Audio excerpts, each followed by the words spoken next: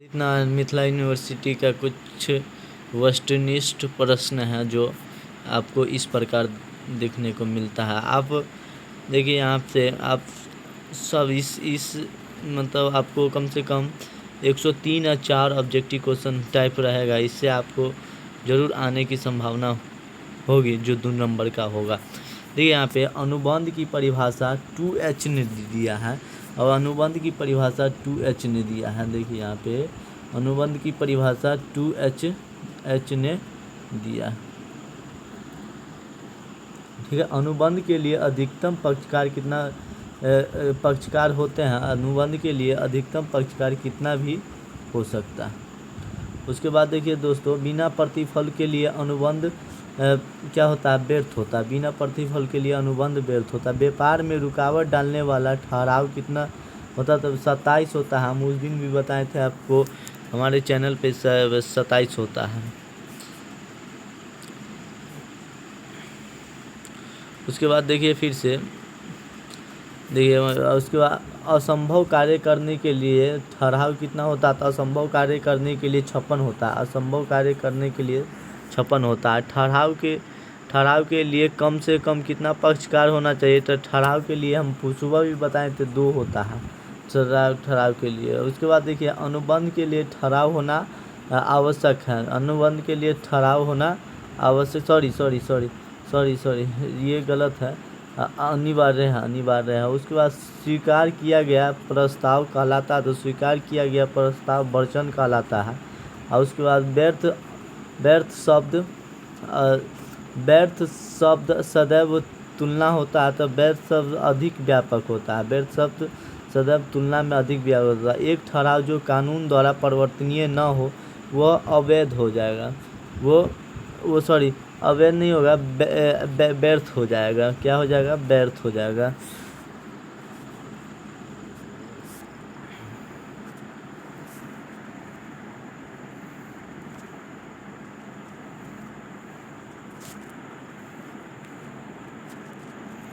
उसके बाद देखिए, एक ठहराव जो कानून द्वारा परिवर्तनीय न हो कहलाता है, तो वह एक व्यर्थ कहलाता है।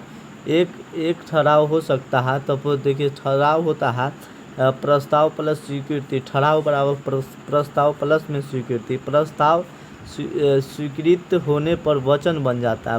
प्रस्ताव स्वीकृत होने पर वचन बन जाता है। उसके बाद है प्रस्ताव की धारा है, तो प्रस्ताव की धारा 2A है। उसके बाद देखिए, स्वीकृति की धारा है। स्वीकृति की धारा 2B है। प्रस्ताव के लिए संभव की धारा है, तो प्रस्ताव के लिए संभव की धारा देखिए क्वेश्चन में क्या कह रहा है, प्रस्ताव के लिए संभव की धारा है, तो प्रस्ताव के लिए संभव की धारा 5 है। और उसके बाद प्रस्ताव के खंडन की जाती है, तो प्रस्ताव की खंडित 5 तरीक़ों से किया जाता है। स्वीकृति के खंडन किया जाता है, तो स्वीकृति को 5 तरीक़ा से स्वीकृति द्वारा स्वीकारकर्ता द्वारा स्वीकृति खंडन किया जाता है, तो स्वीकारकर्ता द्वारा स्वीकृति प्रस्ताव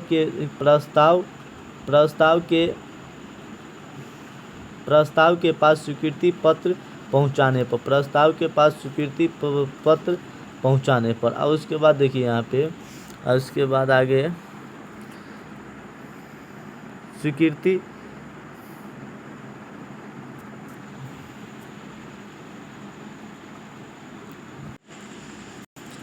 देखिए, उसके बाद विशिष्ट प्रस्ताव स्वीकार किया जाता है। विशिष्ट प्रस्ताव स्वीकार करता है उस व्यक्ति द्वारा जिससे प्रस्ताव किया गया। विशिष्ट का स्वीकार किया जाता है उस व्यक्ति द्वारा जिससे प्रस्ताव किया गया है। देखिए, वयस्क के लिए कम से कम आयु होना चाहिए। वयस्क के लिए 18 होना चाहिए। वयस्क के लिए 18 होना चाहिए। ऐसे ही 18 से नीचे होता तो अवयस्क कहलाता। अवयस्क के साथ किया गया ठहराव होता है, तो अवयस्क के साथ किया गया ठहराव व्यर्थ होता है। कि क्या होता है, व्यर्थ होता है। अवयस्क के साथ किया गया ठहराव व्यर्थ होता है। उसके बाद देखिए, अनुबंध की करने की क्षमता की धारा है, तो अनुबंध करने की क्षमता की धारा अभी हम बताए थे जो 11 है अभी बताया था अनुबंध और अयस्क की अयस्क में अनुबंध की क्या क्षमता है, अनुबंध की क्षमता और अयस्क में क्या जो है तो 11 बताए थे। एक वयस्क बाध्य करता है तो एक वयस्क दूसरे को बाध्य करता, अपने को तो नहीं कहेगा, अपना को मतलब खुद अपना वो नहीं कहता, अपना प्रति नहीं कहता, दूसरे के प्रति दूसरे को कहता से हमको ये बलजोरी कोई काम करवाया। देखिए स्वतंत्र सहमति न होने पर अनुबंध बन जाता है तो व्यर्थनीय बन जाता है। स्वतंत्र सहमति होने पर अनुबंध व्यर्थनीय बन जाता है। स्वतंत्र सहमति होने पर अनुबंध को रद्द किया जा सकता है तो पीड़ित पक्षकार के मतलब स्वतंत्र सहमति होने पर अनुबंध को पीड़ित पक्षकार के अंदर किया जाता है। देखिए मिथ्यावर्तन होता है, मिथ्यावर्तन होता है अज्ञान वंश के कारण। कपट की धारा है तो कपट की धारा के क्या 17 है, 17 कपट की धारा 17 है। उत्पीड़न की धारा है, उत्पीड़न की धारा 15 है। और अनुचित प्रभाव की धारा है, अनुचित प्रभाव की धारा 16 है। पूर्व संबंध में होना चाहिए तो पूर्व संबंध में अनुचित प्रभाव होना चाहिए, पूर्व संबंध में अनुचित प्रभाव होना चाहिए, पूर्व संबंध में अनुचित प्रभाव होना चाहिए। देखिए उसके बाद क्या उसके बाद अनिच्छित मिथ्य कथन है कहलाता है। अनिच्छित मिच्छित कथन मिथ्या वर्णन कहलाता, मिथ्य वर्णन कहलाता। प्रतिफल हो सकता है तो प्रतिफल भूत वर्तमान तथा भावी मतलब भविष्य में भी हो सकता है। प्रतिफल कपट होने पर ठहराव बन जाता है, यह क्या है तो व्यर्थनीय हो सकता है। प्रतिफल लोक नीति के विरुद्ध में होने का ठहराव होता है तो लोक नीति के विरुद्ध में व्यर्थनीय होता है। उसके बाद पैतृक अधिकार में रुकावट, पैतृक अधिकार में रुकावट पहुंचाने वाला ठहराव होता है तो हो जाता है व्यर्थ ठहराव हो जाता है। विवाह में दलाली का ठहराव होता है तो यह एक व्यर्थनीय ठहराव होता है। विवाह में रुकावट डालने का ठहराव होता है तो व्यर्थ होता है। विवाह में रुकावट डालने की ठहराव व्यर्थ होता है। विवाह में रुकावट डालने की ठहराव व्यर्थ होता है। बाजी का ठहराव होता है तो व्यर्थ होता है। बीमा का ठहराव होता है तो बीमा का ठहराव वह वैध होता है, बीमा का ठहराव वैध होता है। कहता सट्टे का ठहराव होता है तो सट्टे का ठहराव वैध होता है, सट्टे का ठहराव वैध होता है। उसके बाद अवयस्क के विवाह में रुकावट डालने वाला ठहराव व्यर्थनीय होता है। अवयस्क के विवाद में रुकावट डालने वाला ठहराव वैध होता है, व्यर्थनीय नहीं वैध होता। विवाह में रुकावट डालने वाला ठहराव होता है तो विवाह में रुकावट डालने वाला ठहराव व्यर्थ होता है। चिट फंड का ठहराव होता है, चिट फंड अवैध होता है। ऐसा ठहराव जिसका अर्थ निश्चित न हो जाता है, ऐसा ठहराव जिसका अर्थ निश्चित न हो वो ठहराव होता है तो व्यर्थ होता है। संयुक्त वचनदाताओं का दायित्व होता है, संयुक्त वचनदाताओं का दायित्व संयुक्त एवं व्यक्तिगत होता है। उसके बाद देखिए संयुक्त एवं व्यक्तिगत होता है। व्यक्तिगत प्राकृति अनुबंध का निष्पादन किया जाता है तो व्यक्तिगत प्राकृति अनुबंध का निष्पादन वचनदाता को किया जाता है। देखिए जहाँ पर न तो लेनदार और न देनदार जहाँ पर न तो देनदार और न तो लेनदार द्वारा भुगतान का नियोजन किया गया, विनियोजन नहीं, जहाँ देखिए एक बार गौर से सुनिए, जहाँ पर न तो देनदार और न लेनदार द्वारा भुगतान नियोजन किया गया हो, भुगतान का नियोजन होगा तो वह समय के आधार पर होगा। क्या होगा? समय के आधार पर। जहाँ पर निष्पादन का क्रम निश्चित न हो तो अनुबंध का निष्पादन होगा। अनुबंधों की प्रकृति के अनुसार असंभव असंभव से ठहराव होता है तो असंभव से ठहराव होता है तो असंभव से ठहराव असंभव से ठहराव व्यर्थ होता है, असंभव से ठहराव व्यर्थ होता है, असंभव से ठहराव व्यर्थ होता है। उसके बाद निष्पादन की असंभव का अर्थ होता है निष्पादन की असंभव विषय वस्तु का नष्ट हो जाना, विषय वस्तु को नष्ट हो जाना। यदि अनुबंध के खंडन के लिए कोई कार्यवाही नहीं की जाती तो अनुबंध की समाप्ति की समय हो सकती है, तो अनुबंध की समाप्ति के समय 3 वर्ष हो सकता है। देखिए उसके बाद अनुबंध की समाप्ति के समय 3 वर्ष हो जा सकता है। सीता मोहन के घर गाना गाने की सहमत हो जाती है, गाने के लिए उत्तरदायी था। तो यह कौन हो जाएगा, उत्तरदायी कौन होगा, गाने के लिए उत्तरदायी होगा सीता होगा। उसके बाद हानि रक्षा अनुबंध में पक्षकार की संख्या होती है, निरक्षा अनुबंध में पक्षकार की संख्या 2 होती है। गारंटी के अनुबंध में पक्षकार की संख्या होती है, गारंटी के अनुबंध में पक्षकार की संख्या 3 होती है। उसके बाद देखिए हानि रक्षा का अनुबंध होता है, निरक्षा का अनुबंध सायोगिक अनुबंध होता है, सायोगिक अनुबंध। देखिए हानि रक्षा का अनुबंध सायोगिक अनुबंध होता है, निरक्षा के अनुबंध सायोगिक अनुबंध वह होता है जैसे कि आप किसी बस पे चढ़ते हैं और उसमें पैसा देते हैं, उसको हम सायोगिक अनुबंध कहेंगे। उसमें लिखित या मौखिक नहीं होता है। देखिए गारंटी का अनुबंध होता है, गारंटी का अनुबंध सायोगिक अनुबंध होता है, गारंटी का अनुबंध सायोगिक अनुबंध। निम्नलिखित में से कौन सी धारा हानि रक्षा अनुबंध को परिभाषित करती है, तो वो धारा है आपको 124 धारा है। निम्नलिखित में से कौन सी धारा गारंटी अनुबंध को परिभाषित करती है, तो वो धारा आपको 126 की धारा है। करा निक्षेप में अधिकार की हस्तांतरण होता है, तो निक्षेप में अस्थायी रूप से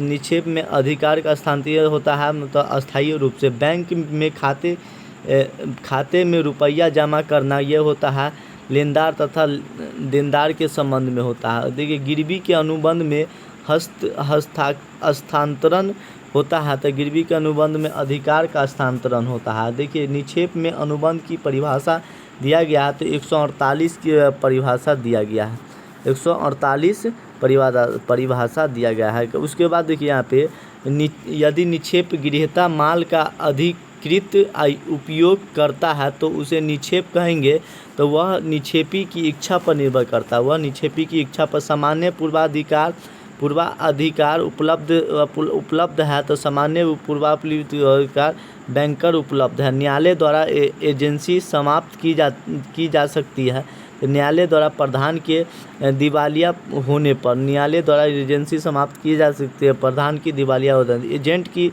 परिभाषा की धारा है, तो एजेंट की परिभाषा की धारा 182 है। एजेंट के अवश्य होने पर दायित्व होगा, तो अंश होने पर प्रधान दायित्व होगा। कौन होगा, तो प्रधान दायित्व होगा। जो प्रिंसिपल है वो दायित्व होगा, जो प्रिंसिपल है वो दायित्व होगा, जो प्रिंसिपल है वो दायित्व होगा, जो प्रिंसिपल है वो दायित्व होगा। देखिए पुष्टिकरण की अवधि होती है, तो पुष्टिकरण की अवधि उचित समय तक होती है, पुष्टिकरण की अवधि उचित समय। तो उप एजेंट की उपस्थिति होती है, तो उप एजेंट की उपस्थिति एजेंट के द्वारा होता है, एजेंट के द्वारा। निम्नलिखित में से कौन सा व्यापारिक प्रतिनिधित्व है, तो कौन सा वैधानिक सलाहकार है, जो वैधानिक सलाहकार। विक्रीय अनुबंध लागू होता है, तो विक्रीय अनुबंध 1930 में होता है। विक्रीय अनुबंध के अंतर्गत माल हो सकता है, तो उपर्युक्त में से सभी भावी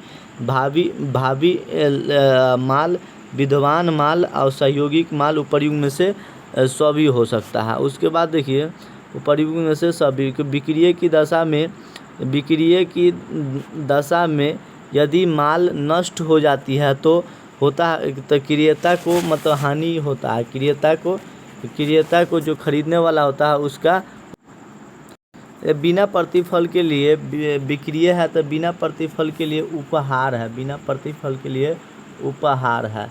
देखिए, अ ने 500 रुपया में ब से कुत्ता खरीदा, कुत्ता अगले दिन मर गया। क्या अ ब से हानि की वसूली कर सकती है? तो वो नहीं कर सकती। जब कुत्ता खरीदे, जब कोई एक आदमी है जो 500 रुपया में ब से कुत्ता खरीदता है, तो कुत्ता पैसा दे दिया तो कुत्ता मर गया, तो उससे वो कैसे वसूली कर सकता है? इसीलिए वह नहीं कर सकता है। देखिए, अस्वस्थ का भंग होने पर क्रियता हो कर सकता है, तो अस्वस्थ का भंग होने पर क्रियता क्षतिपूर्ति की मांग कर सकता है। कोई आश्वासन का भंग हो गया, मतलब कोई आश्वासन का भंग हो गया, तो इसके खातिर मतलब क्रियता क्षतिपूर्ति का भंग कर क्षतिपूर्ति का मांग कर सकता है, तो क्षतिपूर्ति का मांग कर सकता है। कहता शर्त भंग होने पर क्रियता कर सकता है, तो उपयुक्त में सभी करेगा।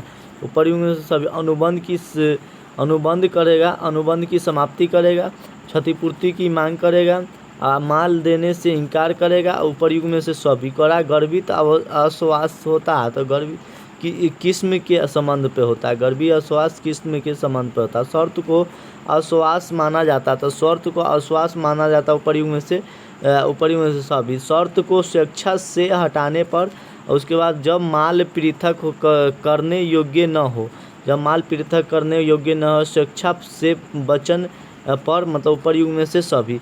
उसके बाद देखिए, उसके बाद कहता है अनिश्चित माल की दशा में माल की स्वामित्व संपत्ति विक्रेता से क्रेता को हस्तांतरण हो सकता है, तो क्रेता को हस्तांतरण हो सकता है। तो माल का निश्चित एवं नियोजन, माल का निश्चित एवं नियोजन। जब माल अनुमोदन पर बेचा जाता है, तो माल में स्वामित्व हस्तांतरण होता है, तो माल में स्वामित्व हस्तांतरण होता है उपयुक्त से सभी। स्वीकृति के हस्ताक्षर होने पर, सौदे को ग्रहण करने की कोई विक्रिय होने पर, निश्चित अवधि समाप्त होने पर उपयुक्त से सभी। यद्यपि निम्न आवश्यकता में क्रेता जो कि माल का स्वामी नहीं है, माल बेचता है, वो हो सकता है। तो माल पाने वाले का विक्रिय कंपनी के समापन द्वारा, विक्रिय न्यायालय के समापन द्वारा, मतलब कंपनी माल ये वाला और ये वाला उपयुक्त से सब हो जाएगा। कह रहा है माल के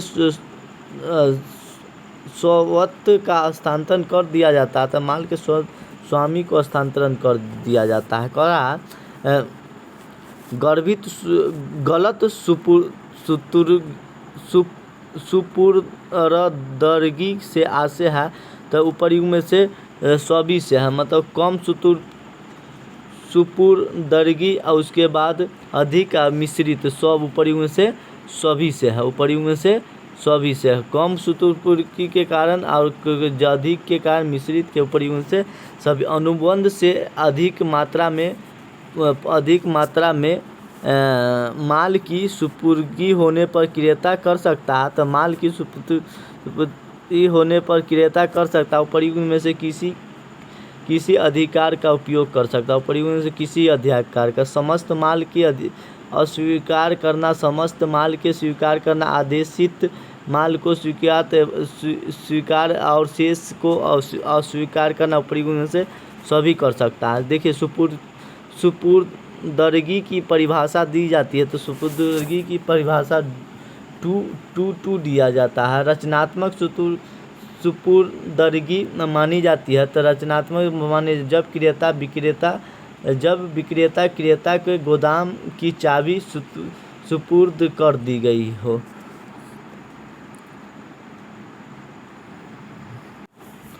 अदत्त विक्रेता के माल के विरुद्ध अधिकार होता है, तो अदत्त विक्रेता उपयुक्त सभी। देखिए, ग्रहणा अधिकार, माल को मांग में रोकने का अधिकार, माल को पुनः बेचने का अधिकार, उपयुक्त से सभी हो जाएगा, उपयुक्त से सभी हो जाएगा। और उसके बाद अदत्त विक्रेता के क्रेता के विरुद्ध अधिकार होता है, तो उपयुक्त में सभी। मूल्य के लिए वाद क्षतिपूर्ति के लिए वाद, ब्याज के लिए वाद, ऊपरी से सभी हो जाता। अदत्त विक्रेता माल को पुनः विक्रय के अधिकार का उपयोग कर सकता है। तो जब माल शीघ्र नष्ट होने वाली प्रकृति का हो, जब माल शीघ्र नष्ट होने वाली प्रकृति का हो। देखिए विनिमय साध्य प्रलेख, विनिमय साध्य लेखपत्र अधिनियम लागू होता है। तो विनिमय साध्य लेखपत्र अधिनियम लागू होता है तो संपूर्ण भारत पर हो जाता है। संपूर्ण भारत पर विनिमय पत्र में पक्षकार होता है तो कम से कम 3 होता है। उसके बाद प्रतिज्ञा पत्र के पक्षकार है तो प्रतिज्ञा पत्र के पक्षकार कितना है, 2 है। चेक लिखा जाता है तो चेक बैंक पर लिखा जाता है। पक्षकार चेक में पक्षकार होते हैं तो चेक में पक्षकार 3 होता है। एक विनिमय पत्र कौन सा लागू नहीं होता? विनिमय पत्र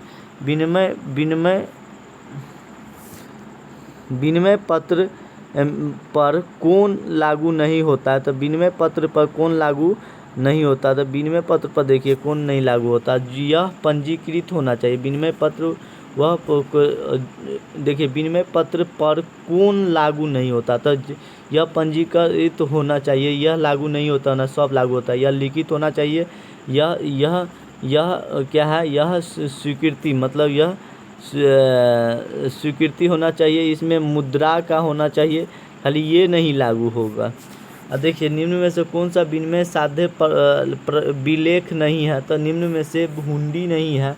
उसके बाद ये विनिमय पत्र है, चेक है, प्रतिज्ञा पत्र है, लेकिन ये नहीं है। प्रतिज्ञा पत्र के पक्षकार कितना होता है? तो पक्षकार 2 होता है। विनिमय पत्र के पक्षकार 3 होता है।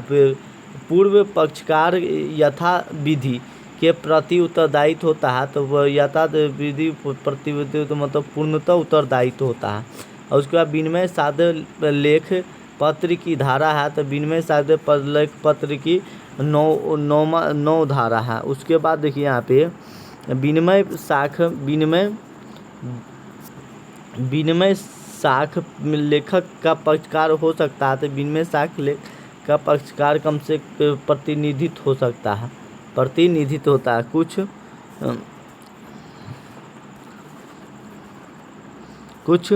कुछ ये भी है जो देख लिए, प्रत्येक ठहराव राजनियम द्वारा परिवर्तनीय हो सकता है। ये गलत है।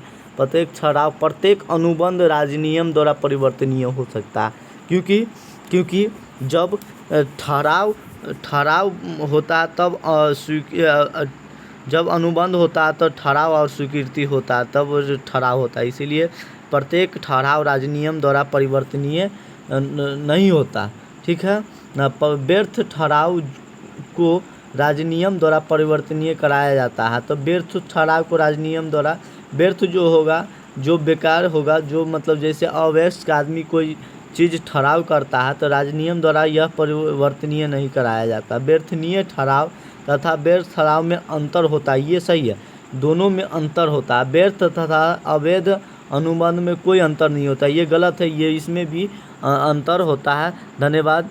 आप हम लोग के चैनल को थोड़ा सब्सक्राइब कीजिए और लाइक कीजिए, इससे मोटिवाई होंगे हम लोग और वीडियो बनाने की कोशिश करेंगे। और हम लोग भी बहुत लो आदमी है, मतलब कोई धनिक नहीं है, एकदम लो है। इससे आप हम लोग के द्वारा थोड़ा हम लोग के चैनल को थोड़ा हाईलाइट कर दीजिए। हम लोग भी बहुत